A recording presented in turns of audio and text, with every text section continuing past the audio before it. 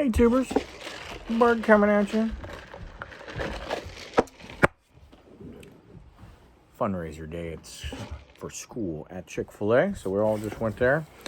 Sneaking in this video, I'm about almost 2 weeks overdue, but I owe you my top 10. I've been wanting to make this video all of 2025. I've been keeping a running list, but I didn't get around to it during the holidays. So my top 10 for 2025, that's what this video is about.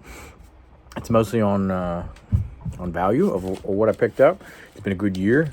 Had some good consignment sales that boosted the volume and some of my willingness to make bigger pickups.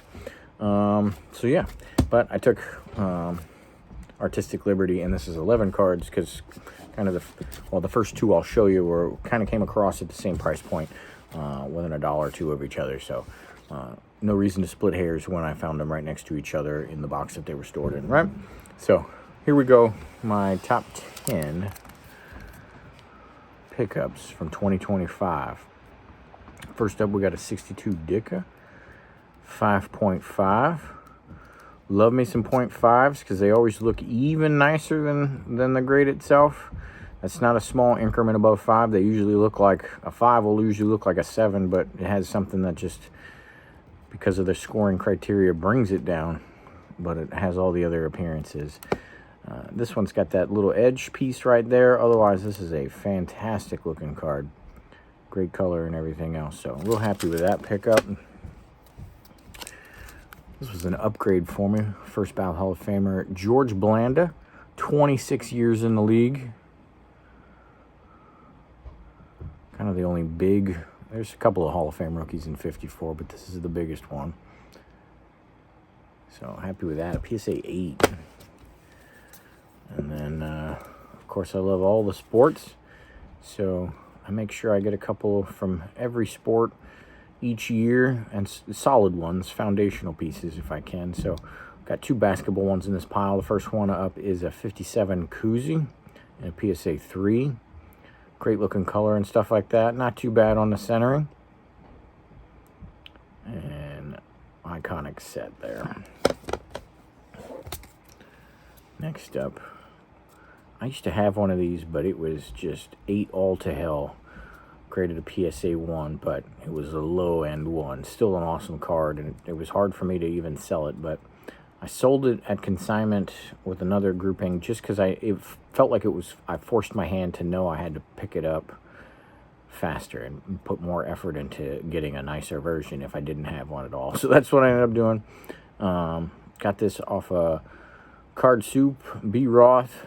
He listed a PSA sub that popped, I believe, on the Facebook page, and I hit him up direct and made a quality sale there. So appreciate that. The next basketball, the other basketball one in here, is the logo man himself, Jerry West from 61 Fleer. Got this in a nice 3.5. Had all the aspects you're looking for as far as coloring and centering and everything like that. Just the edges are a little bit ate up, and that is perfect for what I look for there. I love to have all of the good things, and I will take all the minus points on edges and corners as long as color's not gone. So glad to add that one. Here's a sweet upgrade, Gale Sayers. This is the NFL version of the Heisman Bows here, but a 7.5 from 66 Philadelphia. All-time great football card right there too. All right, we're getting bigger here. Finally talked myself into getting one of these. So I have upgrades, and sometimes I'm adding cards that I used to have. This was the first time I ever got one of these, and for years I thought maybe I'd only get a 4 or something like that, which then put me in no rush because it wasn't necessarily the rarest level of Bart Starr to get, but I talked myself into getting a 6. Saved a couple bucks probably because it's an old label, but great looking card otherwise. And an iconic set as well. All right, my last couple here. Real happy to re-add this one to the PC because while I'm a Niners guy, this was my favorite quarterback to watch. I was a little young I only caught the back end of Montana, and we only won one Super Bowl with Steve Young, so I'm a big fan of him, but he didn't carry the day. But of my prime watching years, Peyton Manning was more around and was doing more of the things, so that was the guy I really gravitate to as far as the quarterback who you'd want being the general of your offense. So 98 SP Authentic, numbered out of 2000 there. Peyton Manning PSA 9. All right, I'm real proud of some of these here. I never even thought I'd add one of these. It caught me at a good time. I think a consignment midsummer, early fall, midsummer, just to hit. Money hits the account. And anytime I get, it's like new money into the collection almost, it seems sometimes. I know I have to take advantage of that moment and buy a bigger card than I normally would, because I don't do a great job of just saving up my money, my card allowance to buy the big thing. So I kind of have to seize those moments, and did that with this one and the other ones that are coming. But real happy with the Portrait T206 Cobb. The red one, I like this one a little bit more than the green, but I understand the popularity of the green. I used to have a bat off shoulder one and sold it a number of years ago. I like that one. I'm not a real big fan of the bat on shoulder, but great card there. 101, but great looking card. A little off center on the back, and then it's got some creasing in front, but as long as the crease doesn't cross the face and doesn't distort the coloration in a significant way, I am on board. This one you would have just seen recently in my videos. Did very well. I almost did double on a consignment. I'm very conservative in my estimates of what I will get from a consignment. Under promise and over deliver, even if it's to yourself sometimes. And so did the upgrade, went from a 3 to a 6 on my Jim Brown 58. Better looking card than I have for sure.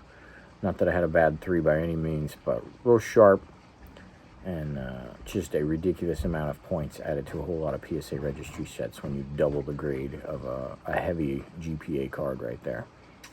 So happy with that. And numero uno, told the story a number of times, but had a 4 of this and sold it for an insane profit jump within 12 months of having it during COVID times.